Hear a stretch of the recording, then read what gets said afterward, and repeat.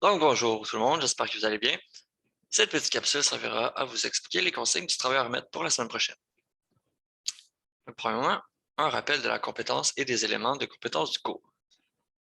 Donc, la compétence du cours est d'analyser la structure et le fonctionnement d'organismes pluricellulaires sous l'angle de l'homéostasie et selon une perspective évolutive.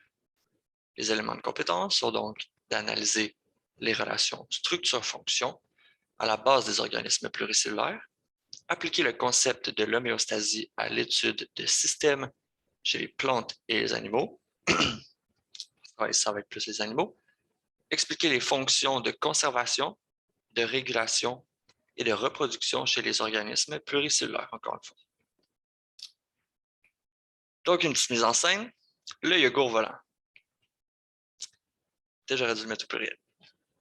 Donc, sur l'heure du dîner du 2 mars 2022, un food fight a éclaté dans la cafétéria de l'école secondaire Liberté Jeunesse, malgré les avertissements de l'école à l'intercom. Dans les jours qui ont suivi, plusieurs étudiants étaient manquants sur les bancs d'école. Il semblerait qu'il y ait un lien entre les yogourts volants et l'absence de ces élèves.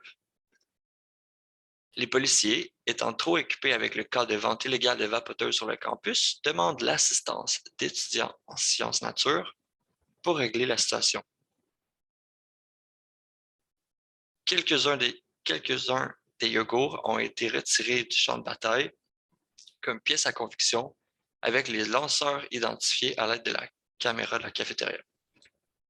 Les professeurs du cégep ont déjà identifié des bactéries pathogènes de la source E. coli dans les yogourts. La direction de l'école prétend cependant que les bactéries contenues dans les yogourts sont probiotiques et qu'ils ne devraient pas justifier l'absence des élèves supposément contaminés.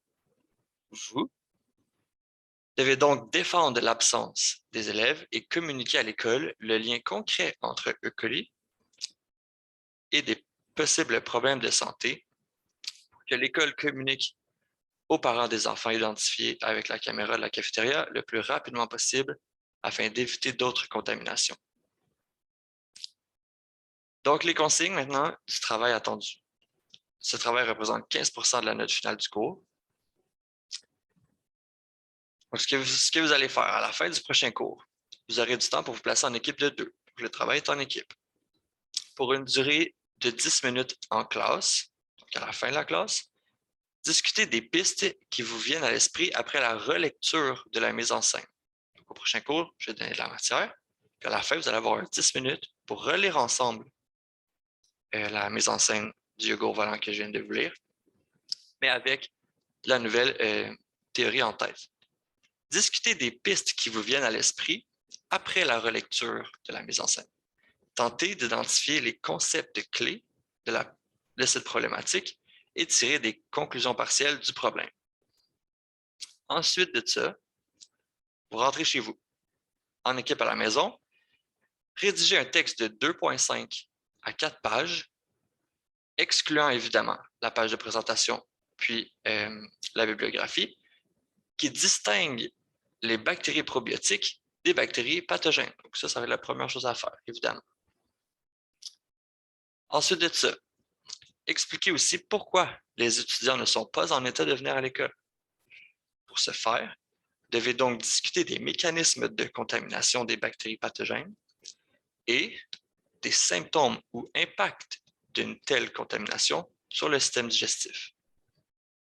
De plus, vous devez conseiller les parents des élèves sur la démarche à suivre pour un rétablissement rapide sur les bancs d'école. Donc, vous devez non seulement présenter la problématique, mais aussi présenter des pistes de solutions. Donc, lisez d'abord les sections du Campbell sur la nutrition et le système immunitaire. OK, vous êtes capable d'identifier ces sections-là dans le Campbell. Il est aussi attendu que vous utilisez au minimum 2 références externes. Évidemment, le plus qu'il y en a, le mieux c'est, mais je vous en demande obligatoirement 2 autres, donc que les notes de cours et le Campbell, pour appuyer votre argument, votre discussion. Je vais le corriger. Votre travail doit inclure les sections suivantes. Page de présentation, évidemment, comme avec tous les travaux remis que vous allez me remettre par courriel. Donc, une introduction, une demi-page. La discussion, c'est là qu'il va y avoir le plus de points attribués, OK? C'est ça le corps du texte, 1,5 pages à 3 pages. Ensuite, il y a une conclusion, puis évidemment une bibliographie, suivant les règles de l'art. Donc, ici, des petits conseils. Là. Donc, l'introduction devrait présenter la mise en scène, donc du cours, voilà, et rappeler la problématique. Ensuite de ça, la discussion devrait toucher les sujets importants que j'ai mis en gras et d'autres que vous allez possiblement faire ressurgir dans votre discussion en classe. Exact. Finalement, votre conclusion devra servir à communiquer aux parents vos conseils sur la démarche à suivre pour un rétablissement rapide sur les bancs d'école. Donc, votre conclusion, elle est super importante. Elle va être courte, mais super importante. Vous devez respecter la mise en page suivant le guide de présentation des travaux qui est disponible sur Moodle.